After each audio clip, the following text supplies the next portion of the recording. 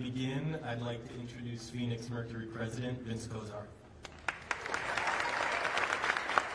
Thank you. Good morning. I'll be brief. I just want to start off with some thank yous to all of the media members who are here today and all of you who have been with us for the past 15 months. It's because of you we were able to tell BG's story, and I think all of us who were a part of this were a part of keeping her name top of mind and a part of bringing her home. So we thank you for being here today, and we thank you for everything that you've done for her and for us since last February. I also want to thank our staff. There's a lot of our Mercury and Sun staff at the back. Many of you played integral roles in everything we did, from BG's rally to BG's shoe drive to all the efforts that we put in since last February, and we appreciate all of you very much. There are a couple special guests that I want to welcome as well. On behalf of the entire organization, Arizona Governor Katie Hobbs is here. Thank you very much for being here, Governor. Seth Scott, the Chief of Staff to Congressman Greg Stanton. The Congressman couldn't be here today, but he's been not only a Mercury fan for a decade, but he's been an incredible supporter of BG throughout the last 15 months, so thank you for being here as well. I want to welcome Netta Shargi from the Bring Our Families Home campaign. Netta and her group are the families of Americans who are detained overseas, and they're doing the work to help bring folks home on behalf of themselves and their own families and on behalf of folks like BG. So Netta, we're very thrilled to have you here today.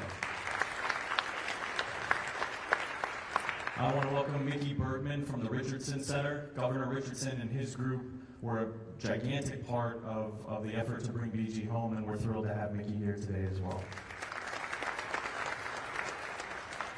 I want to welcome Antoinette Cawley. Antoinette is a mural artist. You all are going to see a mural that we unveil after this, which is not only dedicated to celebrating BG, but to introducing you to some faces you may not know of Americans who are held hostage overseas, whose stories we're going to spend this year telling. So thank you for being here, Antoinette. And lastly, I don't think she's seated, but we want to welcome Sherelle Griner. Sherelle has been a member of our family. Sherelle's been a member of our family for a long time.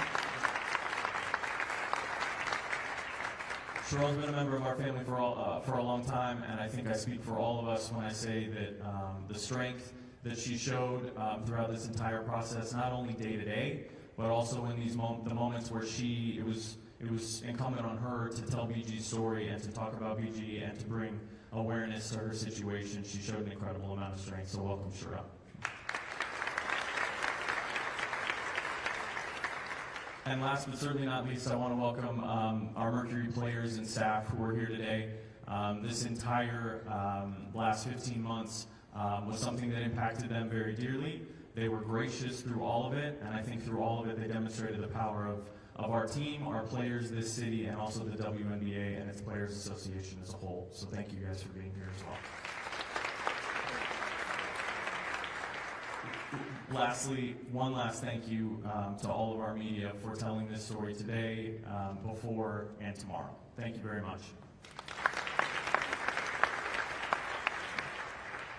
Thank you, Vince. Before we get started, a little bit of information. Today's media availability is going to last approximately 30 minutes. We're going to try to accommodate as many media outlets as possible. A reminder that the focus of today's availability is on Brittney's return to the court, as there are many details about her time in Russia and travel logistics, etc., that cannot be answered due to security concerns.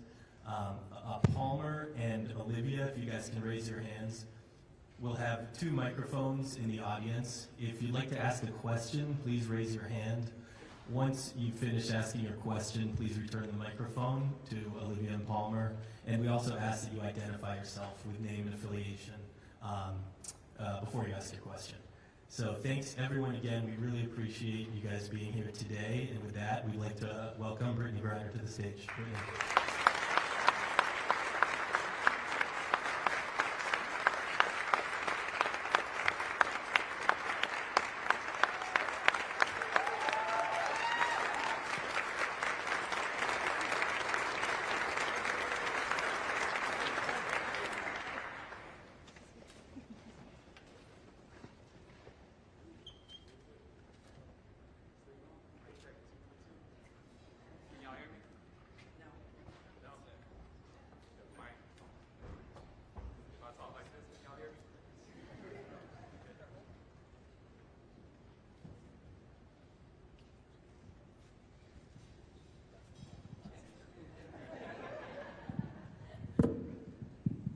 better? There we go. Ooh, a little different than basketball press conference. A lot of media in here today. I guess I'm gonna start with y'all today, right now. First off, I just thank y'all for covering me and all the exposure that you gave me, my family, to get me home. I really appreciate it. That coverage was much needed. I would like to encourage all of you to be at our first game as well, and the whole entire season, covering not only the Phoenix Mercury with best fans in the league, but the whole entire league as well. You know, from start to finish, I expect to see this same coverage because we have a great product, and you'll see it this summer. Start off with the Mercury. Thank you so much, everybody, the Phoenix Mercury organization, all the hard work, long hours, everything that y'all did for me, my wife, my family, getting me back home, being there, supporting me, letting me know that I wasn't alone. It means everything to me, to everybody. Vince, Bryce, Jim, coach, everybody, the players. It goes all the way down to the people that keep this building running. It's a family with the Mercury. I would also like to bring our families home. Thank you so much for being here and representing everybody here. It means the world to have you here right now, and everything that you did also, and that you're doing. You're so strong. I just want to say thank you so much. Of course, President Biden, Vice President Harris, Governor Richardson. The list goes on to everybody that was a part of this. The WNBA, WNBA, Wasserman, my agent who's here as well. A lot of long hours. You, of course, my wife. Come on now. I couldn't have did it without her. A round of applause for my wife, honestly. She had the hardest job, honestly. Thank you so much, babe, for being there for me. Oh yeah. You the one. We could just get into it. Love to start taking some questions, so you just keep it moving along like it's post-game. Hello. Hi. Welcome home. So good to see you. You too. What resilience has been required for you to be sitting up here today? How have you found the resilience personally to be here with us? I'm no stranger to hard times, so. See, you cried and you made me cry. Just digging deep, honestly. You're going to be faced with adversities throughout your life. This was a pretty big one, but I just kind of relied on my hard work, getting through it. I know this sounds so small, but dying in practice, and just hard workouts. You find a way to just grind it out. Just put your head down and just keep going. Just keep moving forward. You can never stand still, and that was my thing. Just never be still. Never get too focused on the now, and just looking forward to what's to come.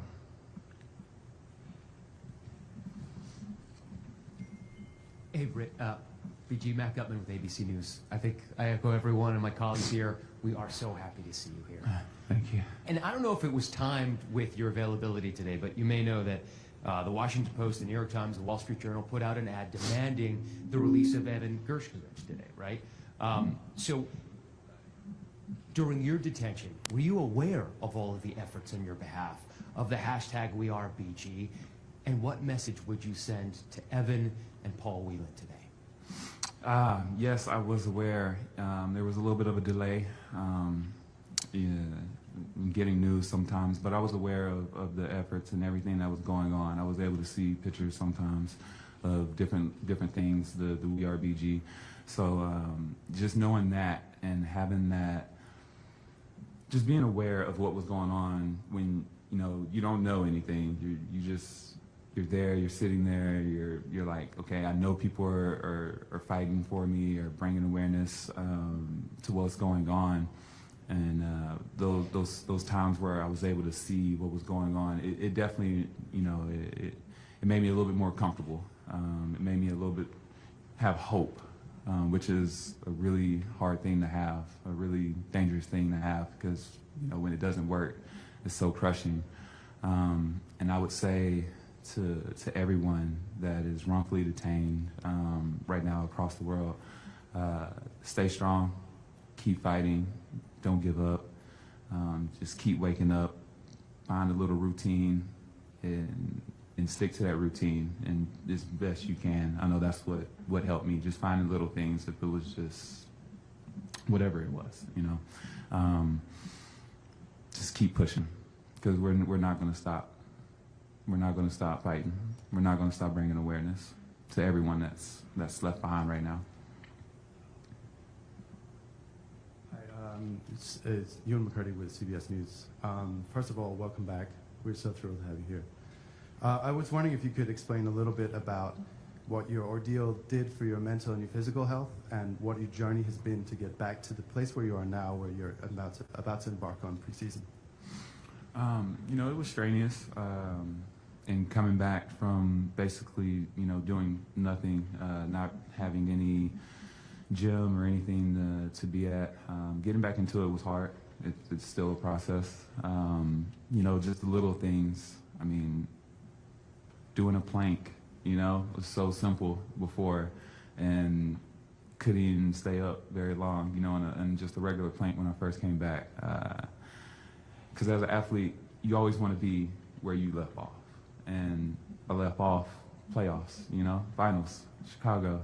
And I wanted to be that player when I started back. And just everybody telling me to give myself grace and it's going to take time. But that's the hardest thing to do to a pro athlete, because we always want to be right back at our tip-top shape. So it's been a struggle, but like I said, it's liberating as well at the same time, just as a release, just getting back to my craft. And then being here in Phoenix, with my coaches and my teammates really supporting me, at every step of the way on the court. So it's been pretty good. Hi, Brittney. I am Stephanie Elam with CNN. And first of all, I have to say there's a great amount of lightness around you, which I think is kind of shocking considering what you've been through. It's extraordinary. I'm curious if the desire to play overseas in the off-season is a need or a want, and if that is something that needs to be addressed, and if it is a need, what do you think needs to be addressed about it? Well, I can say for me, I'm never going overseas to play again unless I'm representing my country at the Olympics. If I make that team, that would be the only time I would leave the U.S. soil, and that's just to represent the USA. I'll say this, the whole reason a lot of us go over, is the pay gap. A lot of us go over there to make an income to support our families, to support ourselves. So I don't knock any player that wants to go overseas and, make a little bit extra money. I'm hoping that our league continues to grow, and with as many people in here right now covering this, I hope you continue, like I said, to cover our league, bring exposure to us. I hope a lot of these companies start to invest in our craft, because as you'll see this season, if you haven't watched before, we have a really good craft in ourselves in the WNBA. And it's a shame that we have to leave our families for holidays. I mean, you're missing everything being away. But at the same time, as much as I would love to, pay my light bill for the love of the game, I can't, So I think that's probably one of the biggest reasons people are still going overseas. And that's why I was there, So hopefully that changes, though. BG Lena Washington, 12 News. Welcome back. So good to see you. We've seen you out around town at the MLK Day March, the WM Phoenix Open, the recently a Suns game. What did that feel like for you, and how did just walking around town change from maybe 2 years ago? Walking around town is a little bit different, a little bit different now, but it felt good just being back, just being on U.S. soil, especially being back here in the Valley. Made this my home, and it was really warming. I had nothing but love, being out and about, and just trying to get back to just being normal, just being able to walk out the door and go see and do things.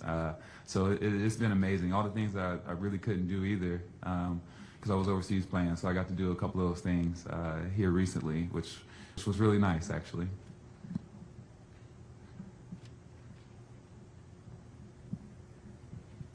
Hi, Brittney. Nick Soletti from ABC 15 here in Phoenix, and I just want to welcome you back to the Valley. I think I speak for everyone who is just thrilled to see you back here where you belong. You mentioned something I found very interesting just a few moments ago. You had said that hope is a dangerous thing to have.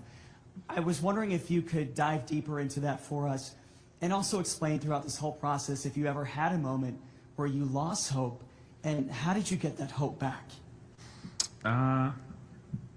I'll say this. When I did lose my hope, looking at photos of my family, that brought my hope back. Just being able to see their faces, that did it for me. In a moment where you kind of want to give up, you look at the photos and it kind of brings you back. You know what you're waiting on. You're waiting to be back with your family, with your loved ones, and in a safe place. So I'll go that far and say that. But the rest, have to wait a little bit later, catch the rest of that.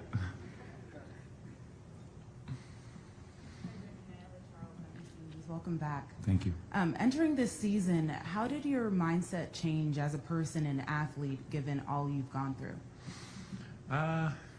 Not taking anything for granted. Life is short. Things can change at the stroke of a match. So going into this season, just appreciating everything. I mean, the things that I always say, appreciate every moment, don't take it for granted. But it's so true. Once something like this happens to you, like when people say that, it hits home, like it hits closer to you. So just taking it all in.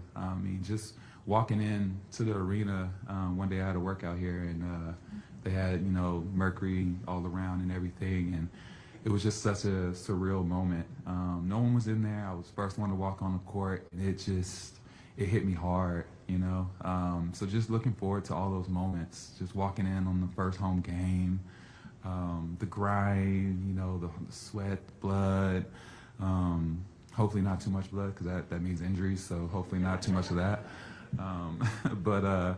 But just taking all that in, I missed it. Like I would have rather been doing a 2-a-days, Coach, don't get any ideas. But I would have rather been in a 2-a-day dying, and than to be where I was. So just looking forward to being back to that.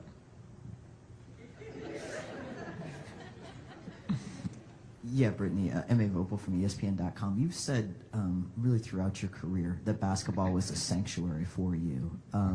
Has it felt like that coming back? You talked about you want to be back where you were. Has it felt like a sanctuary, and where do you think you are as a player at this point, and where can you reach during this season? Well, I always believe in my ability. If we had a game tomorrow, we're gonna go get that dub. But being realistic, am I exactly where I want to be? No, but I'm on the right track to getting there. That's for sure. I will say that. It's still a sanctuary. In the beginning, no. The first, I want to say day, but what was it, day? Like 2 weeks? First month. It was hard. It's funny because she was literally filming me in the beginning, and yeah, those videos are really, really different to how they are now, where I'm at now. I feel like I've hit the corner and just loving it now. But at first there was a point where it was like, wow, like, dang, do I really want to do this fast right now? But no, it was so worth it, so worth it.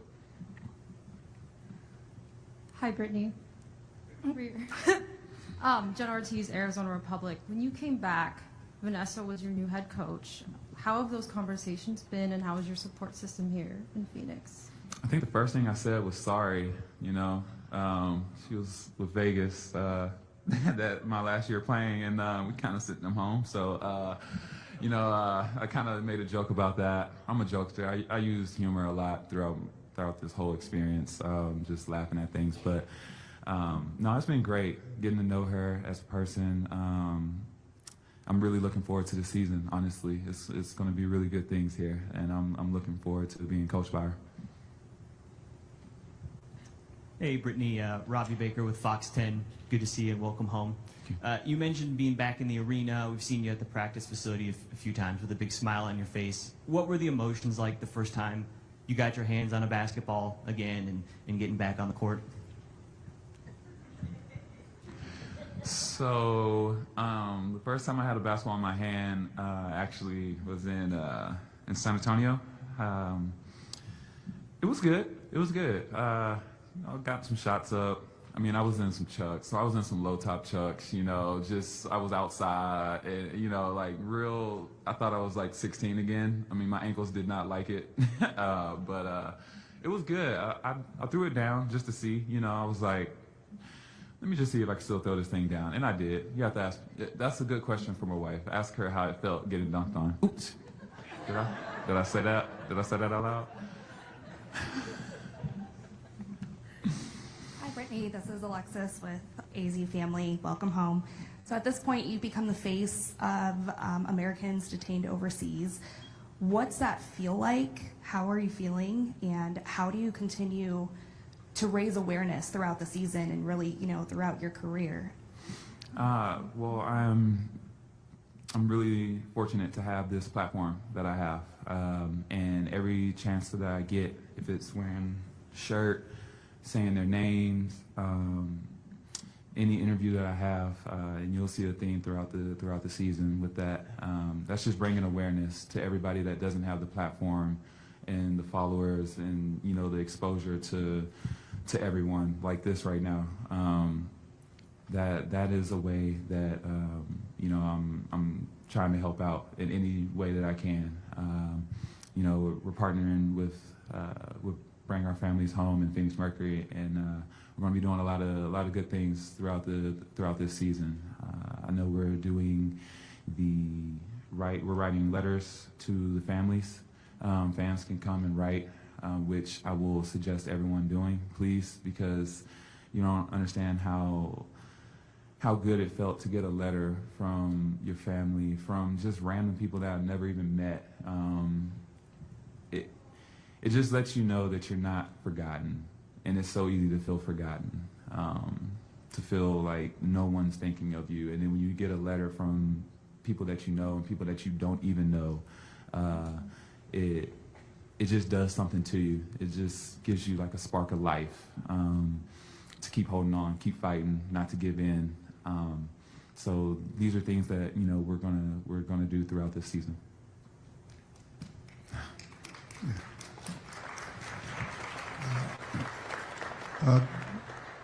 Good morning, Brittany. I'm Bill Roden from ESPN Landscape. It's really great to see you. It's good to know the prayers have been answered. The question, you've always represented so much throughout your entire career about access and, you know, being able to do stuff. And I hate to put one more thing on your plate, but there are a number of states who are aggressively moving to prevent transgender athletes playing. And I was wondering, again, I hate to put one more thing on your plate, but in terms of on your radar, where is that? You're going to have a tremendous platform, but where is that going to be on your radar in terms of advocating for, you know, athletes, all athletes, transgender athletes, to be able to play? Oh, I mean, that ranks high on the list of things that I'll be fighting for and speaking up against. You know, everyone deserves the right to play. Everyone deserves the right to come here, sit in these seats, and feel safe, and not feel like there's a threat or they can't be who they are, or like it's just all eyes on them. So I think it's a crime, honestly, to to separate someone for any reason. So I definitely will be speaking up against that legislation and those laws that are trying to be passed for sure. Hey, Brittney, Chris Rim, New York Times. Two questions for you. Have you spoken with Evan, the reporter from the Wall Street Journal, or his family at all? And secondly, when you returned, did you feel any worry or guilt or any type of burden because you came home earlier than some others who were detained longer than you? Mm-hmm. You know, if I could have went and got them out or any of that, I mean, of course I would have. I think everybody, President Biden, if he could just go over there right now and just grab everybody that's been left behind, I think he definitely would. I mean, of course.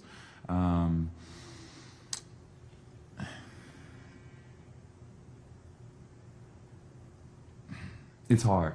It's hard. You know, I come from military family. My dad, Vietnam, 68, 69 Marine. So, you know, I have that mindset, you know, no man left behind.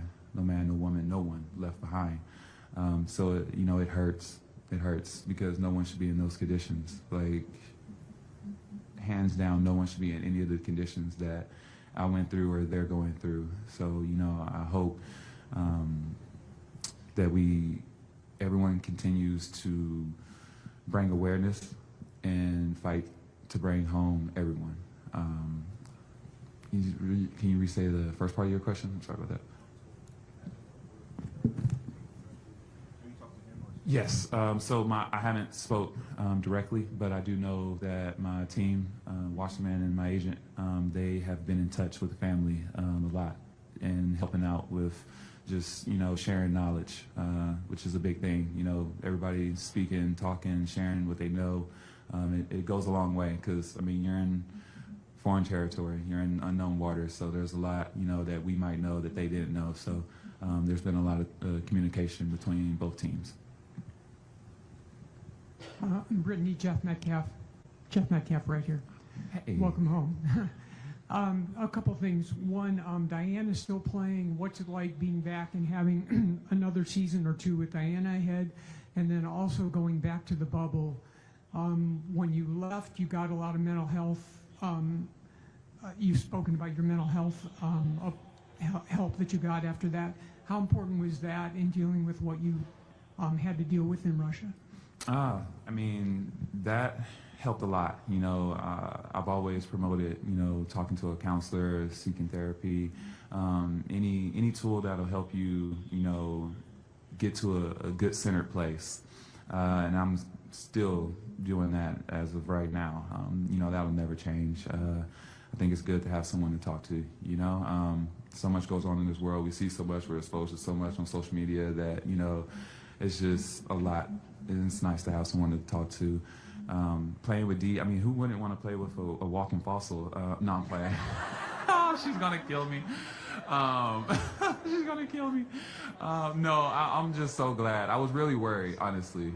Like, legit, I was worried. I thought she was gonna like retire on me or something while I was gone, or I would miss it, and that honestly was killing me. Knowing that you know was a possibility. So I'm really thankful that you know she's still here. She hates it, but you know she's a mentor. I look up to her. You know, how could you not when you have the GOAT, you know, right next to you? So I'm really thankful to have her another year here in Phoenix. Like I'm looking forward to getting out there on the court. Hey, BG. Sabrina Merchant, The Athletic.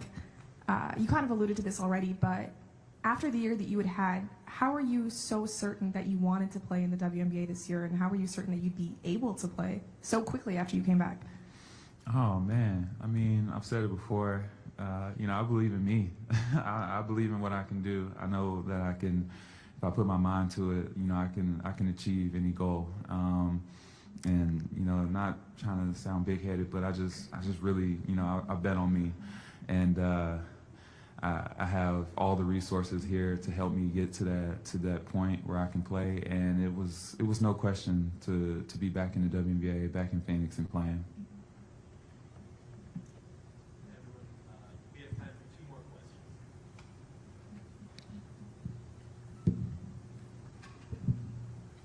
Hey, Brittney, Eliav Gabay, Sports 360 AZ. So, picking back off of Jeff's question a little bit, what was the reaction being with the teammates again and now really feeling physically part of the team again now that you've been able to be in it a little bit longer? I mean, just seeing everybody, just being back. On my ride back from San Antonio here, actually, I was lucky that Dee was able to come, so she was the first player that I got to see. You know, Vince was there, and it was just really good, just seeing them. It was like a relief. Like, it was once, I've said it before, it's hard to really realize it's happening. You know, it's like, I'm really here. Like, this is really my teammates here. So it was just liberating.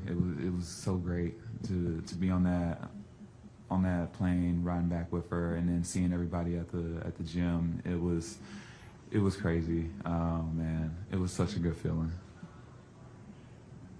Hi, Brittney. I'm Sydney from USA Today. What did it feel like first when you were gone, but also when you came home, to have not only the WNBA community rally around you, but also the LGBTQ community fight for you and support you? I mean, like I said, just seeing everybody backing me and supporting me, supporting my family. You know, I heard about the standing ovation my wife got when she came to a game. You know, like just little things like that. All-star, you know, with the league. Just knowing that everyone was going above and beyond, people that I've never even met, you know, going to bat for me and supporting me. It really shows how much you've kind of impacted, or you know, touched so many different people in a different way.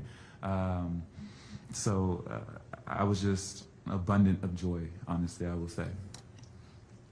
Thank you so much, Brittney. Thank you, everybody.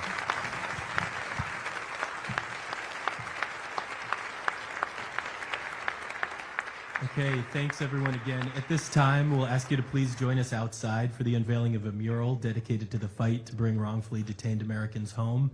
We're going to allow about 5 minutes for the press to assemble. Full information on this partnership between Brittney, the Mercury, and the Bring Our Families Home campaign can be found in your